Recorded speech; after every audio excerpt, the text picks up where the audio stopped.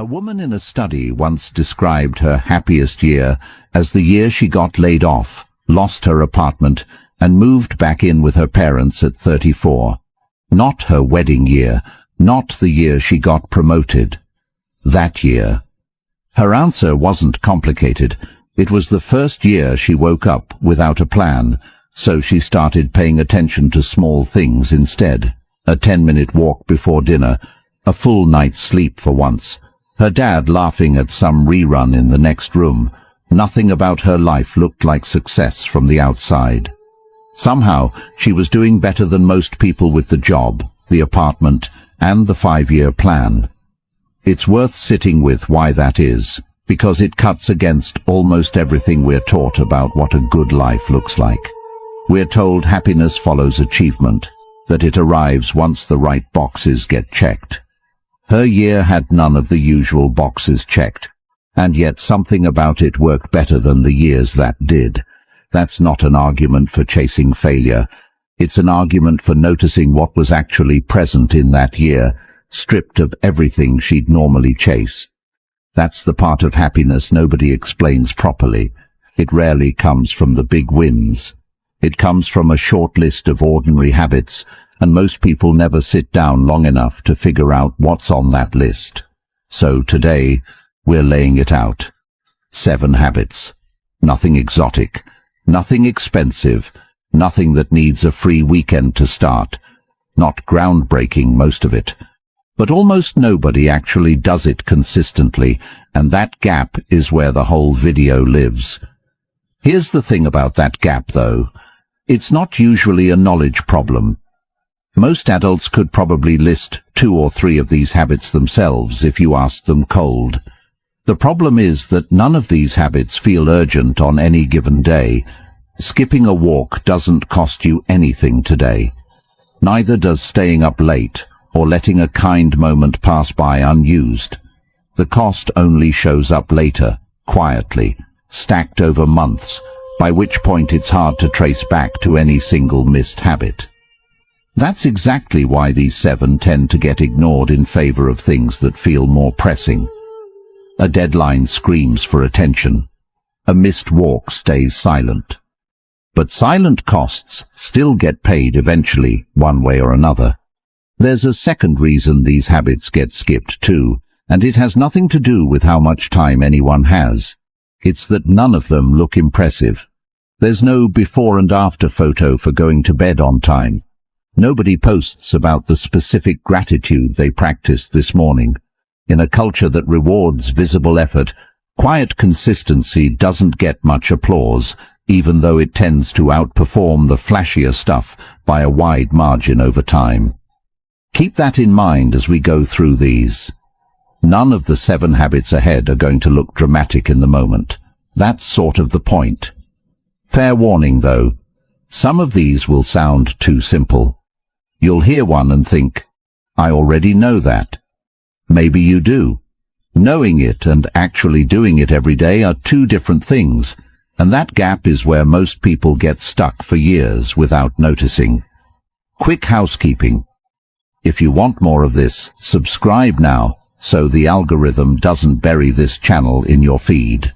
Like the video if any of it lands. Comment when a specific point hits close to home. I'll give you a line for each one. And stay through the whole thing. The later habits build on the earlier ones. One more thing before we start, and it's a small one. None of what follows asks you to believe anything on faith. Try each habit for a week before deciding whether it's worth keeping. That's a fair test, and it's the only one that actually matters here. Number 1. Start the day with gratitude. There's an old story about a monk who was asked what he did each morning before anything else. He said he sat for 1 minute and named what he already had. Not what he wanted, not what was missing, just what was already true. That's the whole habit, really. For most people, the first thought of the day is dread, the alarm, the traffic, the 40 unread emails already stacking up. Once that thought sets the tone, the day tends to follow its lead, like it inherited a mood it never chose. Gratitude interrupts that before it can take hold. I've noticed something interesting about how people talk about gratitude, though. It gets treated like forced positivity, like pretending everything's fine when it isn't. That's not it. You can be stressed about a deadline and still notice you woke up with working lungs. Both things exist at once. The distinction matters because plenty of people try gratitude once, feel a little silly or dishonest doing it, and quietly give up. That reaction usually means they're doing the forced positivity version instead of the honest version. The honest version doesn't ask you to feel good about your circumstances. It just asks you to also notice what's true alongside the hard parts, without letting one cancel out the other. Psychologist Robert Emmons, who studied this at UC Davis for decades, keeps landing on the same result. People who name specific things they're grateful for report higher life satisfaction than people who don't. Not because their circumstances changed, because their attention did. Think of your mind like a camera. It focuses on one thing at a time. Point it at what's missing, and that fills the frame. Point it at what's working, and the whole picture shifts. There's a reason this matters more than it sounds like it should. Your attention isn't neutral. It doesn't just passively record your day, it actively decides what counts as your day. Two people can sit through the exact same Tuesday, one focused on the printer that jammed and the meeting that ran long, the other focused on the co-worker who covered for them and the walk they managed to fit in at lunch. By evening, those two people will describe entirely different Tuesdays, even though nothing external was different at all. Ask either of them how their week is going, and you'll get two completely different answers, despite living through nearly identical circumstances. That gap isn't dishonesty.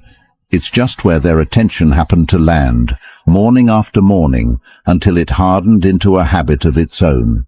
Here's where most people get it wrong, though. They keep it vague. I'm grateful for everything doesn't stick. Specific gratitude does. Try naming 3 things tomorrow before you check your phone. The smell of fresh coffee, the 5-minute call you get to make to your mother later, a bed that was actually warm, small, specific, real. If you want to push it further, try naming 1 thing you're grateful for that you'd normally complain about. Traffic that gives you 15 minutes alone with your thoughts. A slow morning that forces you to actually eat breakfast sitting down instead of standing at the counter. This version is harder, and that's exactly why it works. It trains your attention to find something worth keeping, even in the parts of the day you'd normally write off. There's a version of this that takes it further still. Some people write down 1 sentence each morning describing something they're looking forward to that day. Not something huge, just 1 small anchor point. It gives the brain something to move toward instead of just something to survive. A co-worker who does this told me she picked the habit up during a genuinely rough stretch at work, and the strange part wasn't that the stretch got easier. It didn't. What changed was that she stopped dreading every single morning of it equally. Some mornings had an anchor now. That was enough to make the difference. The monk's version of this shows up almost word for word in Epictetus centuries later. He is a wise man who does not grieve for the things which he has not, but rejoices for those which he has. Notice what that isn't saying. It isn't telling you to ignore real problems. It's telling you not to let the absence of one thing blind you to everything else that's already working. There's a ripple effect worth mentioning too. Gratitude tends to move outward. Thank someone specifically, not the automatic thanks we throw around, but something like, I noticed you stayed late to help me, and it mattered. People remember being seen. That memory tends to shape how they treat the next person. This isn't just a nice side effect either. It's arguably the more important half of the habit. A lot of people treat gratitude as a purely internal exercise, something you journal about privately and never mention out loud. But gratitude spoken directly to someone does something a private journal entry can't. It closes a small social loop. The other person walks away having been specifically seen, not just generally thanked. And that specificity is what makes it stick in their memory rather than sliding past as background noise. Give this 1 week, just 7 mornings, that's it. Notice if anything shifts by day 7. You're not looking for a dramatic transformation by day 7, to be clear. You're looking for something smaller and more useful, a slightly softer reaction to the first annoying thing that happens each day. That's usually the first sign this habit is working, long before it shows up as anything bigger. Type this below if today already feels a little fuller. I have enough. Number 2. Move your body every day. Quick question. When was the last time you moved your body just because it felt good? Not because you were trying to burn something off or fix something about how you look. If you had to pause on that, you're not alone. Most people's relationship with movement got hijacked somewhere along the way by appearance, by numbers on a scale, by some vague sense of obligation.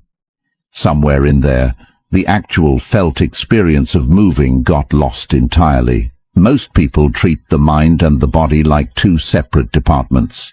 Mental health over here, physical health over there, different fix for each. That split doesn't actually hold up. Your brain and your body are in constant conversation, and movement is one of the clearest ways to steer that conversation somewhere better. You don't need to become an athlete. That's the biggest myth blocking people from starting at all. It's not about hour-long gym sessions you dread before you even begin. A 10-minute walk after dinner counts. Stretching on your bedroom floor counts. Dancing badly in your kitchen while you wait for pasta water to boil counts. This bears repeating because so much fitness messaging pushes the opposite idea, that anything short of intense counts as barely trying. That framing does real damage. It convinces people that 10 minutes isn't worth starting, so they wait for the mythical day they'll have a full hour free, a day that rarely comes, and the habit never gets off the ground at all. 10 honest minutes done daily will always outperform 60 minutes done twice a month, no matter how the math looks on paper. Endorphins and serotonin get released when you move. This isn't folk wisdom. It's basic physiology, and it's one of the few things that can shift your mood within minutes instead of weeks. There's a second layer to this most people miss. Movement gives you a sense of agency. When life feels chaotic, moving your body is one thing you can still choose. You decide to walk around the block. Nobody else is involved in that decision. That small act of choosing something for yourself, even something tiny, reminds you that you're not entirely at the mercy of your circumstances. This matters more on the days you least feel like moving. Stress tends to build up physically before you even notice it mentally, sitting in your shoulders, your jaw, the base of your neck. Movement gives that tension somewhere to go. Sit with stress long enough without releasing it, and it doesn't just disappear on its own. It tends to calcify into the kind of chronic tightness people eventually mistake for a permanent part of their body, rather than something that arrived and could just as easily leave. There's an odd trap here worth naming. The days you need this most tend to be the days you feel least capable of it. Stress and low motivation usually arrive together, which means the habit has to survive on structure rather than mood. Deciding in advance, on a calm day, that the walk happens regardless of how you feel. That evening removes the decision from the exact moment you're least equipped to make it well. Now here's where people sabotage themselves. They set the bar too high, decide they need to run 5 miles or nothing counts, and guarantee failure before they start. Motivation isn't reliable day to day. A habit small enough that skipping it feels harder than doing it, that's reliable. Start with 10 minutes. A walk after dinner, outside if you can manage it. Sunlight paired with movement regulates mood and sleep more effectively than the same movement done indoors. There's a reason for that specific combination. Natural light exposure, especially earlier in the day, helps set your internal clock, the same internal clock that governs when you feel alert and when you feel sleepy. A treadmill in a windowless gym gets your body moving, but it skips that second signal entirely. 10 minutes outside does both jobs at once for the same 10 minutes of effort. It worked for a friend of mine who hated the gym for years. 10 minutes around her block, every evening, nothing more. 6 months later, she'd added a second walk without ever deciding to. Most people never notice this kind of thing until it's already happened to them. It's a strange feature of habits like this one. They rarely announce themselves. Nobody wakes up one morning and thinks, "Movement fixed my mood." It just quietly stops being something you have to talk yourself into, and by the time you notice that shift, it's already been true for a while. Show me you're moving today. Comment, my body moves me forward. Number 3. Get enough sleep. Sleep scientist Matthew Walker, who spent decades studying this at UC Berkeley, found something specific. During REM sleep, the dream stage, the brain appears to strip the raw emotional charge off a memory while keeping the memory itself intact. Skip enough REM sleep, and that stripping process doesn't fully happen. The memory stays, so does the sting attached to it. That might explain why underslept people don't just feel tired, they feel raw. Everything lands harder than it should.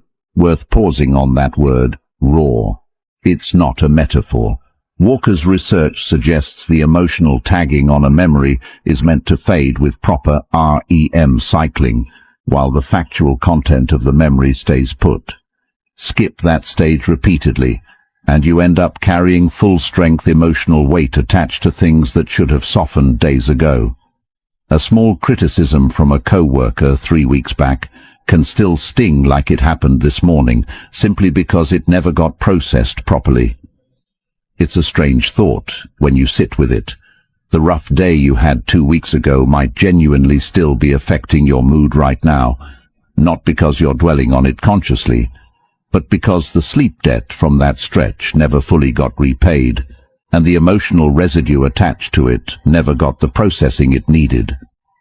We live in a culture that treats exhaustion like a badge of honor. Running on 4 hours gets treated as impressive instead of alarming.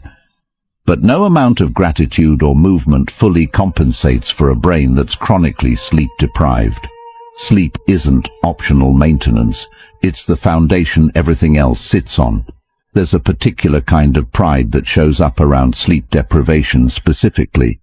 Nobody brags about skipping meals for a week or ignoring their hygiene. Those would read as warning signs. But "I only slept 4 hours" often gets said with something close to pride, like it proves how much someone has going on. It doesn't prove that. It just means tomorrow is going to be harder than it needed to be, and the people around that person will likely feel the difference before they do. Think about the last time you were seriously underslept. Small annoyances probably felt unbearable. Maybe you snapped at someone over something that, on a rested day, wouldn't have registered at all. That's not a character flaw. That's sleep deprivation doing what it does to every human brain. So what actually helps? Not complicated. Same bedtime, same wake time, weekends included. That's basically it. Everything else is detail. Screens push bedtime later without you noticing, since bright light at night convinces your brain it's still afternoon. Dim the lights an hour before bed if you can manage it. Here's the part nobody expects. Your bedroom itself is part of the problem for a lot of people. Work from bed, scroll from bed, argue with a group chat from bed, and your brain quietly starts treating the room as a place for alertness instead of rest. It's a small fix with an outsized payoff. Answering one late email from bed seems harmless in the moment, but do it often enough, and the room itself starts triggering low-grade alertness the second you walk in, whether or not you're actually doing anything stressful that night. The body learns environments faster than most people give it credit for, and it doesn't distinguish between working and resting nearly as cleanly as we'd like to believe. Rested people are more generous too. They give the benefit of the doubt more easily. Not a small thing when you think about how many arguments start on no sleep. 8 hours isn't realistic for everyone right now. Fine. 30 minutes earlier still counts. Don't wait for the perfect night to start either. There won't be one. Some nights will still be short no matter what you do. Work runs late. A kid wakes up.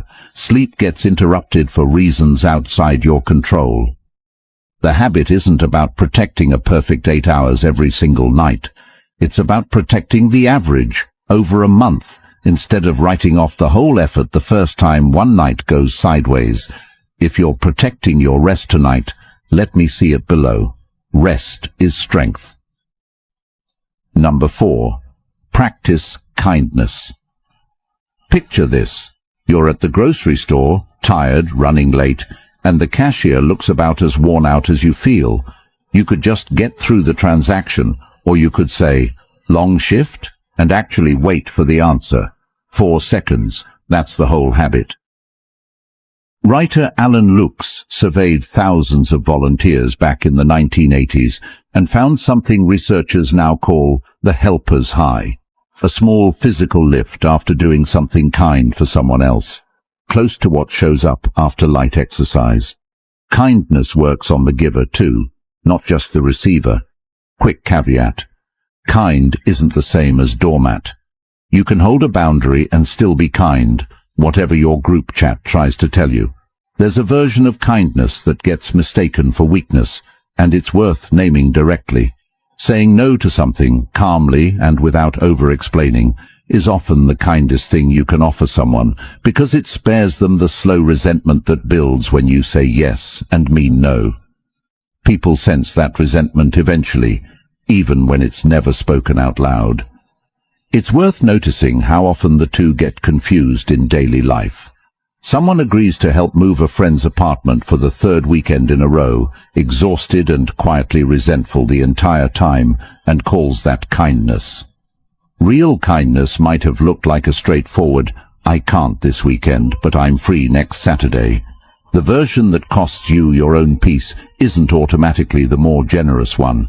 None of this needs money. It needs attention in a world built to pull your attention somewhere else.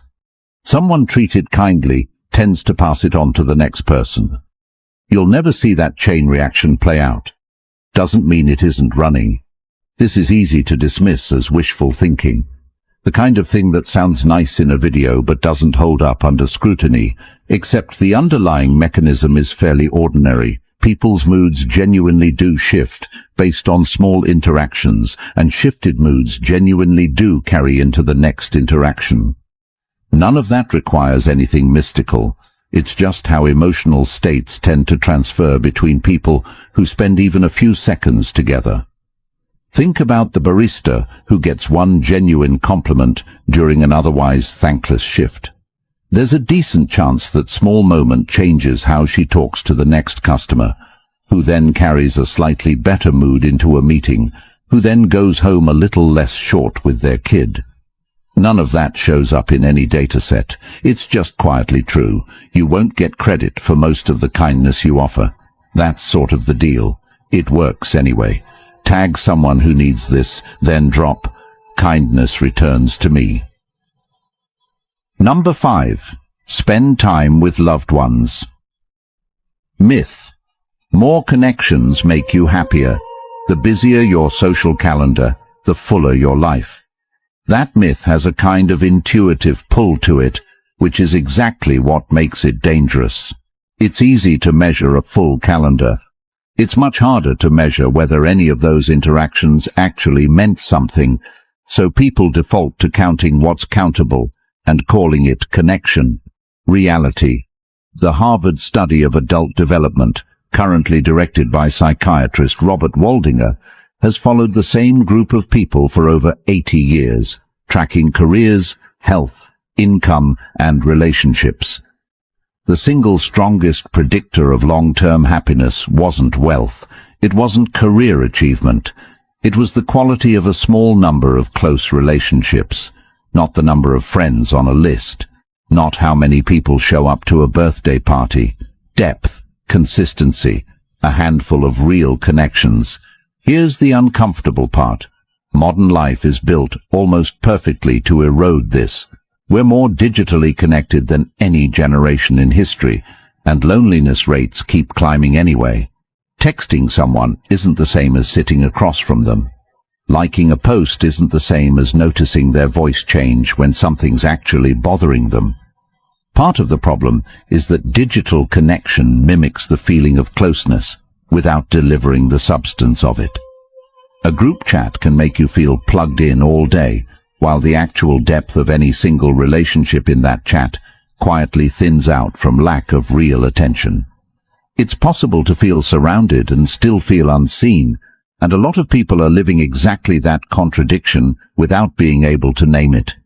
The fix isn't deleting every app or going off the grid. It's simpler and less dramatic than that. It's making sure at least a few relationships in your life still get the kind of undivided attention a screen can't fake, even if everything else stays exactly as digital and convenient as it already is. Maybe you've experienced this too. A whole evening spent next to someone, phones out, barely present. That's the myth in action.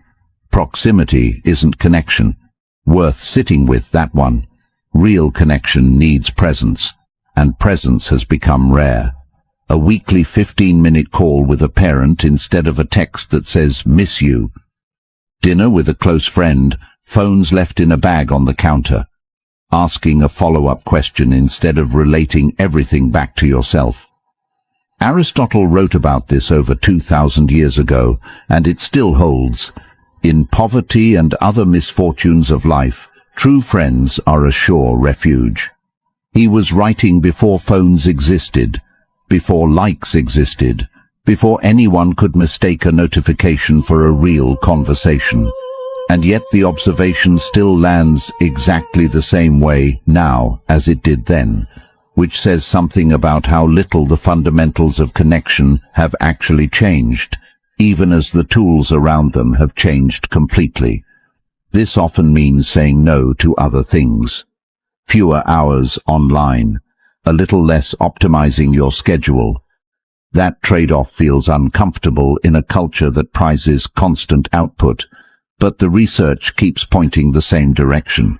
People rarely reach the end of life wishing they'd worked more. They wish they'd shown up more, for the people already in front of them. None of this requires a grand gesture either. It's rarely one big vacation together or one perfect conversation that makes a relationship feel close. It's the accumulation of small, unremarkable Tuesdays where someone showed up anyway. That's what gets remembered, even if none of those Tuesdays felt significant while they were happening. If your relationships have felt thin lately, this doesn't need a dramatic overhaul to fix. It might just need one honest phone call you've been putting off, or one dinner where the phones actually stay in another room. Comment this for the person you're calling tonight. They deserve my presence. Number 6. Collect moments, not just photos. A man once stood at the edge of the Grand Canyon for exactly 90 seconds, took 4 photos, checked that they looked good, and walked back to the car. He couldn't tell you a year later what the air smelled like up there. He had the photos, though, 4 of them, filed away, barely opened again. There's something almost funny about that if it weren't so common. He traveled hundreds of miles, stood in front of one of the more striking views on the planet, and spent most of those 90 seconds thinking about composition and lighting instead of the view itself. The photos exist as proof he was there. The actual experience of being there barely registered before he'd already moved on to the next thing. Multiply that by every vacation, every dinner out, every milestone people now instinctively reach for a phone to capture, and it starts to explain a strange modern feeling a lot of people report, a sense that time is moving faster than it used to, and that whole years feel thinner in memory than they should. It's not that more is happening, It's that less of what happens is actually being registered while it's happening.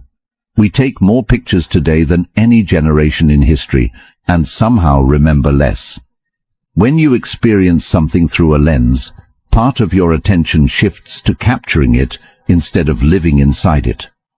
The camera becomes a barrier between you and the moment it's supposed to preserve. This isn't an argument against photos.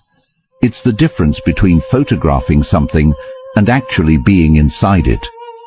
Next time something good is happening in front of you, a sunset, a laugh with someone you love, an ordinary evening that feels good for no reason, pause before you reach for your phone. Notice 3 details instead: a sound, a smell, something in your body. Let your senses record it. Try it this week, once. Pick a moment that would normally get photographed: a meal out, a walk somewhere pretty, and leave the phone in your pocket the entire time. Notice how strange that feels at first. Most people report a genuine pull to document it, almost like an itch. That itch fades after a few minutes, and what's left underneath is usually just the experience itself, unfiltered by the need to prove it happened. Psychologist Fred Bryant, who studied this at Loyola University, Chicago, calls it savoring. People who deliberately slow down to register a good moment while it's happening report noticeably higher everyday happiness than people who rush past it. There's a reason savoring works better than just remembering to be present in a vague, general sense. Vague presence doesn't give your attention anywhere specific to land. Naming 3 concrete details, 1 sound, 1 smell, 1 physical sensation, gives your brain an actual task to complete, and that task is what pulls you out of autopilot. It's the difference between telling yourself to be here now and actually noticing that the coffee is still warm in your hands. Most advice about presence stops at the vague version, which is probably why it rarely sticks. Give your attention something specific to do instead of just a general instruction to pay more attention, and it tends to actually follow through. You don't need proof for a moment to count. It happened. You were there. That last part is worth repeating, actually, because so much of modern life quietly implies the opposite, that an experience doesn't fully count unless it's documented, shared, or confirmed by someone else's reaction to it. It counted the moment it happened. Everything after that is just optional. Drop this in the comments. I don't need proof. I need presence. Number 7. End the day with 1 good memory. This is the last one, and it might matter more than all 6 before it combined. It's also the easiest to skip, because by the time you're lying in bed, most of the day's effort feels finished. The temptation is to just let your mind wander wherever it wants after a long day. That default setting, though, tends to wander straight toward whatever went wrong, simply because unresolved things are louder in your head than resolved ones. Before bed, most minds drift toward tomorrow's problems: the unanswered email, the conversation that didn't land right. Brains are wired to scan for threats, and unresolved problems feel urgent even at midnight, even when there's nothing you can do about them right then. Here's the countermove. Before you fall asleep, deliberately recall 1 good moment from the day. 1. It doesn't need to be significant. A good meal. A stranger who smiled at you on the train. Simply that today, nothing went terribly wrong. Your brain gives extra weight to whatever you think about right before sleep, like it's the last file saved before shutting down for the night. If that file is dread, you wake up already behind. If it's something good, however small, you tend to wake up steadier. There's a reason this final thought carries so much weight. Sleep isn't a blank pause between 2 days. It's an active process, and whatever's loaded into short-term memory right before it starts tends to get reinforced rather than erased. Fall asleep replaying an argument, and your brain spends the night rehearsing that argument. Fall asleep on something good, and it rehearses that instead. None of this requires the day to have actually been good either, which is the part people tend to misunderstand. You're not being asked to rate the whole day positively. You're being asked to find one honest data point in it worth keeping, even on a day that was mostly difficult. Difficult days almost always contain at least one such moment. Most people just never bother to look for it before they fall asleep. Studies on pre-sleep cognitive activity point the same direction consistently. People who deliberately shift their final thoughts towards something positive fall asleep faster and report fewer intrusive negative thoughts overnight than people who let the day's stress run unfiltered right up until lights out. Marcus Aurelius kept a nightly practice of reviewing his day, not to punish himself over mistakes, but to close it with intention instead of leaving it unresolved. "Very little is needed to make a happy life," he wrote. He said it as a man who wrote his private reflections down every night so his thoughts wouldn't spiral loosely in the dark. He was, by most accounts, one of the most powerful men alive at the time, with more reason than almost anyone in history to end each day reviewing conquests or political maneuvering. Instead, his private writing kept circling back to small, almost mundane observations about patience, gratitude, and how to close a day well. If someone with that much on his plate found the habit worth keeping, it's probably worth 10 minutes of yours. You don't need to write anything down if that's not your style. But something worth noticing happens after a few weeks of this. You start scanning for good moments during the day itself, not just at night, because you know you'll need one later. If you do want to write it down, a single sentence is enough. Not a journal entry, not a reflection, just a line. Laughed hard at lunch. Finished the thing I'd been putting off. Over a few months, that short list becomes something worth having on a genuinely hard week. Proof that good moments happened even when memory alone might have let them slip. Nothing dramatic required. Just something true, something good. Before you close your eyes tonight, leave this below. Today gave me good. 7 habits. No money required. No permission needed from anyone. No total personality overhaul. Gratitude in the morning. Movement, however small. Real sleep. Kindness that costs 4 seconds. Time with the people who actually matter. Moments lived instead of just photographed. One good memory before your eyes close. None of this fixes everything overnight. Anyone promising instant transformation is selling you something. But stack these over weeks and months, and something genuinely shifts. Not because life gets easier, because you get steadier inside it. That distinction matters more than it sounds like it should. A steadier person still loses their job sometimes, still has hard weeks, still gets bad news out of nowhere. These habits don't remove any of that. What they do is change how much that hard week costs you afterward, how quickly you recover, how much of your baseline calm survives contact with a genuinely difficult day. So which one are you actually starting today, not someday? Today, pick one, not all 7 at once. Simple as that, really. The 7 of them together sound like a lot when you hear them back to back like this. One at a time, on any given morning, none of them ask for much at all. If this gave you something worth carrying forward, like it, comment the habit you're starting first, and subscribe.